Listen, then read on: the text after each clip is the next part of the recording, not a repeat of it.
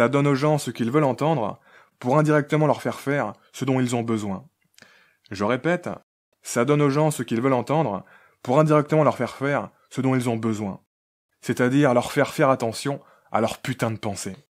Je veux dire, la plupart des gens, quand ils entendent parler la première fois de la loi d'attraction, des vibrations et des ondes de la pensée, etc., ils sont intrigués. Il y a un côté fascinant. Moi, le premier, quand j'en ai entendu parler pour la première fois, j'ai été vachement intrigué. Ça a fait démarrer plein de réflexions en moi. Et ça, c'est ce que tout bon marketing doit réussir à déclencher. Tu peux difficilement déclencher de l'intérêt chez quelqu'un en lui parlant simplement de positivité intérieure. Ce n'est pas vendeur. Pratiquement personne ne va croire que ça peut faire des miracles pour améliorer sa vie. En revanche, si tu commences à lui parler de connexion de la pensée avec l'univers, d'ondes de la pensée qui sont transmises à travers l'espace, etc., là, mon ami, tu peux accrocher l'attention de beaucoup de monde. Bonjour et bienvenue, c'est Bertrand, de la Fondation Magister, l'école des héros du monde réel, pour le 46e épisode de la série sur le thème de la reconnaissance, du succès externe, de la patience, de la confiance, de la vision, de la résolution, de l'abondance, de l'audace et de la loi d'attraction.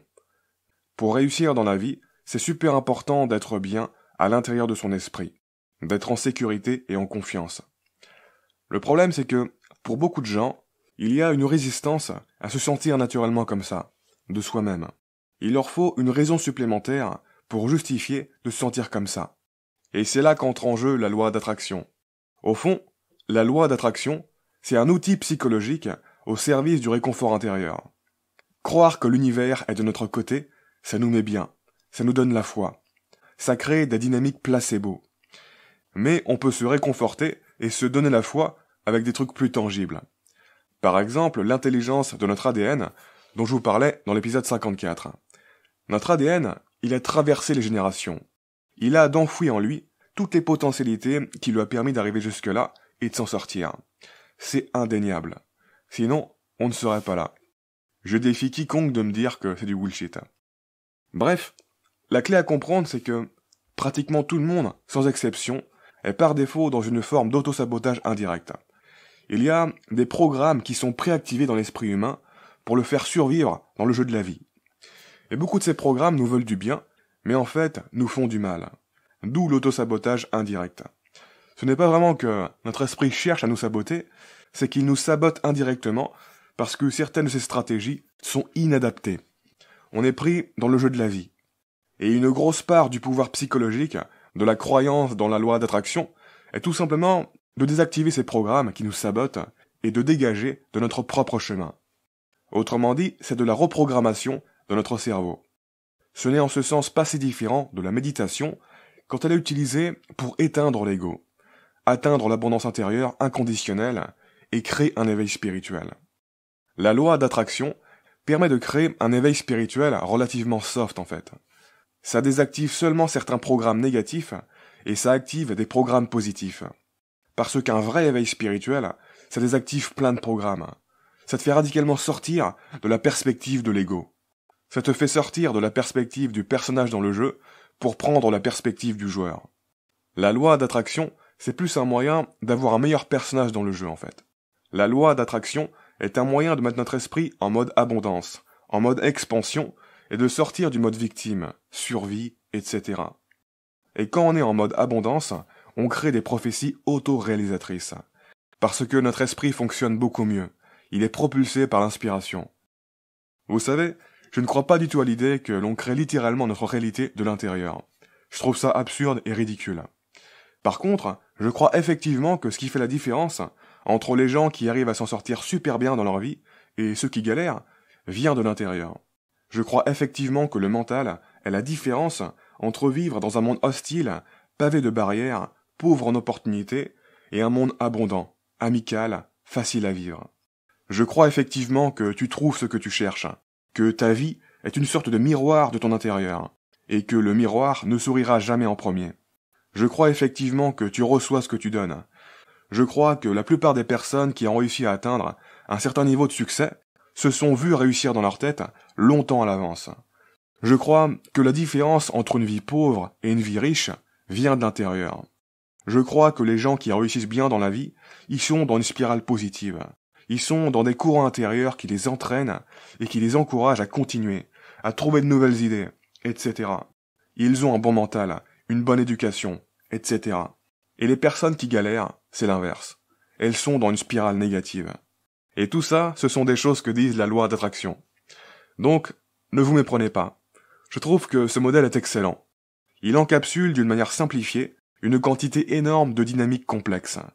Le problème, c'est que c'est tellement compressé que finalement, tu ne comprends rien. C'est comme ces histoires d'hommes bêta et d'hommes alpha qu'on entend chez les coachs en relations sociales. C'est une compression grossière et caricaturale de la réalité. Une compression grossière et caricaturale qui sert à s'orienter quand tu ne comprends vraiment rien et que tu fais beaucoup d'erreurs. Quand tu ne comprends rien et que tu fais beaucoup d'erreurs, tu as besoin d'une vision caricaturale pour bien comprendre tes erreurs. Tu as besoin qu'on t'apprenne les choses comme si tu étais un attardé. Mais ça ne veut pas dire que cette vision reflète vraiment la réalité, même si cette vision va t'aider à évoluer. Est-ce que ça va t'aider de penser et d'agir comme si tu attirais à toi les choses avec lesquelles tu vibres? Oui, définitivement. Pourquoi? Parce que c'est métaphoriquement vrai. La loi d'attraction est pour moi 100% réelle, mais c'est juste que ça ne marche pas vraiment comme beaucoup d'auteurs le prétendent. Les gens qui vous parlent de vibration pour vous expliquer comment la loi d'attraction fonctionne, c'est très bien. Par contre, les gens qui vous disent qu'il y a vraiment des vibrations physiques et que ce n'est pas juste une métaphore pour expliquer comment ça marche, c'est du gros bullshit. Si vous leur demandez de vous expliquer, ils ne vont pas savoir. Ou ils vont vous expliquer un truc farfelu qui n'a aucun sens scientifiquement parlant. Pourquoi? Parce qu'encore une fois, c'est du bullshit. Et si vous vous demandez qui je suis pour affirmer ça, je m'intéresse au mental depuis très longtemps. Et je suis docteur en sciences cognitives. Dans le domaine du mental, au niveau technique, je peux vous affirmer sans risque que j'en connais bien plus que n'importe quel youtubeur. Juste parce que j'ai plus gratté le sujet. Après, ce qu'il faut bien comprendre, c'est que ce n'est pas vraiment un problème que ce soit juste une métaphore. Par exemple, il y a pas mal de gens qui vont vous expliquer des trucs réels au niveau cellulaire pour expliquer métaphoriquement ce qui se passe au niveau de l'esprit. Et ce n'est pas fondamentalement un problème. Parce qu'on peut aussi faire l'inverse. On peut utiliser les métaphores de l'esprit, à savoir par exemple la volonté, le désir, l'intention, etc., pour expliquer le comportement des cellules. Mais ça ne veut pas dire que les cellules ont vraiment des intentions, des désirs, etc. C'est juste des métaphores. Mais je comprends pourquoi ils en parlent comme ça, et pourquoi ils sont convaincus eux-mêmes que ça marche comme ça. Parce que même si c'est du bullshit, les métaphores des vibrations, des ondes et compagnie, c'est vrai que, dans une certaine mesure, ça fonctionne pas mal pour expliquer la dynamique mentale réelle. Et surtout, comme je vous le disais au début, ça rassure, ça réconforte, ça crée des dynamiques placebo. Ça nous fait sentir soutenus par des forces supérieures. Rien que le mot loi, ça nous inspire de la stabilité et de la fiabilité. Et notre esprit se raccroche à ça. Ça nous permet d'éviter d'être découragés et de maintenir notre engagement.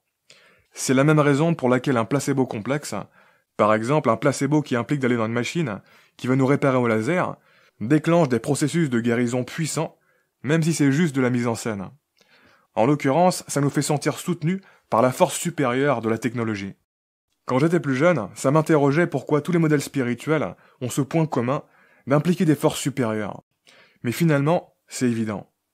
En fait, le truc, c'est que la plupart des gens sous-estiment radicalement à quel point être bien à l'intérieur de son esprit, être en sécurité et en confiance, a un impact décisif sur ce qui peut se passer dans notre vie et dans la réalité. Et du coup, comme ils sous-estiment le pouvoir d'être bien à l'intérieur, alors être bien à l'intérieur, en tant que concept, ça n'a aucun pouvoir pour eux. Ça n'a pas de levier. Et en ce sens, la plupart des gens ne prendront jamais la responsabilité de leur mental au sérieux si on leur dit juste que c'est important, sans raison supérieure supplémentaire. Parce qu'ils n'arrivent pas à imaginer que ce qui se passe derrière leur petit rideau personnel puisse être si important vis-à-vis de ce qui peut se passer à l'extérieur. Quand tu leur dis que c'est important et que ça peut faire une sacrée différence, ça leur rentre par une oreille et ça sort par l'autre. Autrement dit, ce n'est pas assez captivant et percutant pour qu'ils saisissent vraiment ce qui est en jeu. Et ça, mesdames et messieurs, cette insuffisance d'autorité et de persuasion du seul pouvoir du mental et de la pensée, ça explique toute la fantaisie et les délires spirituels qu'il y a dans les livres, sur Internet, dans les conférences, etc., à propos de la connexion de la pensée à l'univers, des ondes de la pensée, des vibrations de la pensée, du transurfing, des sauts quantiques, etc. Techniquement, ce n'est ni plus ni moins que du marketing pour intriguer les gens et les convaincre que c'est important de faire attention à tout ça, de faire attention à la pensée. La seule raison pour laquelle c'est répandu, c'est de la sélection naturelle au niveau des mythes. Si les gens n'avaient pas besoin de tout ce toin-toin pour être convaincus et se sentir bien, ça n'aurait pas lieu d'exister. Ces mythes spirituels reprennent également les principes de la religion traditionnelle, la religion du stade développemental bleu, notamment vis-à-vis de l'idée que Dieu observe nos actes, que Dieu sait tout, que la vie après la mort dépend de notre conduite morale avant la mort, etc. Bien sûr, ce n'est pas calculé, et c'est pour ça que je parle de sélection naturelle au niveau des mythes. Les gens qui sont prédisposés à entretenir ces mythes ont une sorte d'avantage. C'est du marketing implicite et non du marketing explicite. C'est totalement naturel parce que ceux qui utilisent ces mythes sont convaincus à 100% que c'est vraiment comme ça que ça marche la réalité. Ils sont eux-mêmes envoûtés et hypnotisés par ces mythes. Et parce que leur esprit est à un stade développemental où il a besoin de ça. Mais le principe derrière est le même. Ça donne aux gens ce qu'ils veulent entendre pour indirectement leur faire ce dont ils ont besoin. Je répète, ça donne aux gens ce qu'ils veulent entendre pour indirectement leur faire ce dont ils ont besoin. C'est-à-dire leur faire attention à leur putain de pensée. Je veux dire, la plupart des gens, quand ils entendent parler la première fois de la loi d'attraction, des vibrations et des ondes de la pensée, etc., ils sont intrigués. Il y a un côté fascinant. Moi, le premier, quand j'en ai entendu parler pour la première fois, j'ai été vachement intrigué. Ça a fait démarrer plein de réflexions en moi. Et ça, c'est ce que tout bon marketing doit réussir à déclencher. Tu peux difficilement déclencher de l'intérêt chez quelqu'un en lui parlant simplement de positivité intérieure. Ce n'est pas vendeur. Pratiquement personne ne va croire que ça peut faire des miracles pour améliorer sa vie. En revanche, si tu commences à lui parler de connexion de la pensée avec l'univers, d'ondes de la pensée qui sont transmises à travers l'espace, etc., là, mon ami, tu peux accrocher l'attention de beaucoup de monde. Et encore une fois, d'un point de vue marketing, si vous faites attention, vous allez voir qu'un autre point commun de toutes ces fantaisies spirituelles, c'est de mettre les gens bien à l'intérieur, de les mettre en confiance et en sécurité, en leur racontant une belle histoire réconfortante, qui les fait sentir connectés à une puissance supérieure, qui les fait sentir que l'univers assure leurs arrières, etc. Et c'est pour ça que ça marche du tonnerre, même si c'est de la fantaisie. Parce qu'encore une fois, être bien à l'intérieur, c'est super important. Ça fait une différence énorme. De ce point de vue, la loi d'attraction est 100% réelle. Ça devient une prophétie auto-réalisatrice. Encore une fois, ne croyez pas que quand je dis que la loi d'attraction est un mythe fantaisiste, ça veut dire que la loi d'attraction est fausse. Non, c'est vraiment plus complexe que ça. Pour moi, c'est clair et net, il y a vraiment une concordance entre l'intérieur et l'extérieur qui se dessine dans la vie des gens. C'est juste l'enrobage New Age pour expliquer comment cette concordance se met en place, auquel je n'adhère pas. Bien que je le comprenne tout à fait, étant donné encore une fois que même si ce n'est pas voulu, c'est du très bon marketing. Même si j'insiste, c'est du marketing inconscient. Indirectement, ces mythes déclenchent des leviers psychobiologiques qui, eux, sont bien réels. Ça aide les gens à canaliser leur propre pouvoir. Les mêmes leviers psychobiologiques qu'un champion utilise pour être un champion d'ailleurs. Donc, même si je critique beaucoup la loi d'attraction New Age, n'allez pas vous dire qu'elle n'a pas sa place parce qu'au fond, c'est du bullshit sans aucun fondement scientifique. Non, il faut prendre du recul. Comme je vous l'ai déjà expliqué dans d'autres vidéos, la vie tout entière au fond, c'est une forme de bullshit. C'est du théâtre. Ça ne sert à rien de viser spécifiquement la loi d'attraction New Age. Ça serait de la myopie. À chaque stade développemental de l'esprit, il y a des mythes, il y a des fictions sans aucun fondement qui font office de moteur pour le développement et l'organisation de la vie. Et ces différents mythes sont essentiels. Ce sont comme des ponts que les esprits utilisent pour avancer. Si tu crois que tu es au-dessus de tout ça, c'est que tu ne réalises pas que toi-même, tu es une fiction. Si tu grattes, tu verras que toi aussi, tu n'as aucun fondement. Tu es en train de rêver ta propre existence. Toi-même, tu es un pont virtuel pour le développement et l'organisation de la vie. Et pourtant, de ton point de vue, tu es ce qu'il y a de plus réel dans ce monde, n'est-ce pas? Mes critiques de la loi d'attraction New Age sont adressées à des gens qui sont prêts à dépasser tout ça. Parce que oui, à un certain stade, ça devient limitant.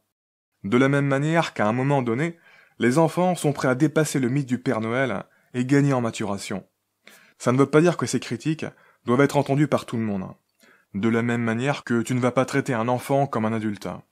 À notre époque, il y a beaucoup de sceptiques qui sont au stade développemental orange, et pour qui c'est une sorte de devoir de mettre en évidence et de révéler la fausseté de tous les trucs spirituels.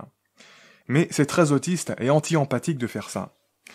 C'est exactement comme les colons qui venaient imposer la Bible à des tribus indigènes qui avaient leur propre écosystème de croyances. C'est exactement comme de dire à des chamans que leur tradition c'est du bullshit qui n'a aucun sens. Ce n'est vraiment pas si simple. C'est une perte de temps d'essayer de combattre ça. Parce qu'il y a juste beaucoup trop de choses qui sont impliquées. C'est comme si tu essayais d'enlever une racine et que tu déterrais une forêt. Ou alors qu'enlever cette racine faisait tout s'écrouler. C'est pareil pour les thérapies woo-woo. Beaucoup de gens attaquent les thérapies woo-woo et cherchent à faire arrêter les thérapeutes vis-à-vis du manque de fondement théorique de ces thérapies. Par exemple, les thérapies qui induisent des expériences mystiques, des connexions avec le futur, avec l'au-delà, etc. L'idée étant que parce que ces thérapies sont fondées sur du bullshit non scientifique, alors ce n'est pas éthique. Mais les défenseurs de ces thérapies woo rétorquent « Mais pourquoi diable s'attaquer à quelque chose qui fait du bien aux gens ? Pourquoi vouloir enlever ça aux gens ? Vous voulez que les gens soient mal, c'est ça ?» Donc c'est un sacré dilemme. Parce que, ok, ça marche, ça fait du bien sur le court terme, mais en même temps, ça entretient le bullshit, ça empêche l'ouverture à d'autres solutions et l'évolution. Donc ça paraît toxique. Mais, d'un autre côté, où est la limite entre le bullshit et le non-bullshit ? Ce n'est pas aussi clair que certains esprits rationnels et scientifiques voudraient vous faire croire. Quand on gratte, la plupart des choses tombent. Pas juste certaines. La raison pour laquelle les choses tiennent, c'est essentiellement parce qu'on ne les gratte pas. On pourrait dire que le bullshit est en fait des piliers de l'existence. Et puis, qui a dit que les vraies thérapies doivent avoir des effets au niveau physique et non juste au niveau psychologique ? La vérité, c'est qu'étant donné la structure égoïque de notre esprit, la matrice de la perception existentielle et compagnie, eh bien, le bullshit est voué à être un stimulant plus potent que le non-bullshit. Ça ne veut pas dire qu'on doit laisser le bullshit se développer de manière irresponsable. Ça veut surtout dire qu'on doit faire des efforts pour développer des systèmes de croyances modernes et équilibrés qui soient suffisamment potents au niveau émotionnel pour compenser et être compétitifs face aux croyances qui hackent nos émotions comme de la drogue narrative. Développer ces systèmes, c'est l'un des plus gros défis de notre époque. Sur ce, voilà qui close cet épisode. On continuera de démêler et d'analyser la loi d'attraction dans le prochain épisode. En attendant, comme d'habitude, je vous invite à vous abonner si ce n'est pas déjà fait, à partager cette vidéo et laisser un pouce bleu si vous l'avez apprécié, ça m'aide pour la visibilité. Quoi qu'il en soit, je vous remercie de m'avoir écouté jusqu'au bout, et je vous dis à très bientôt pour la prochaine vidéo. Ciao.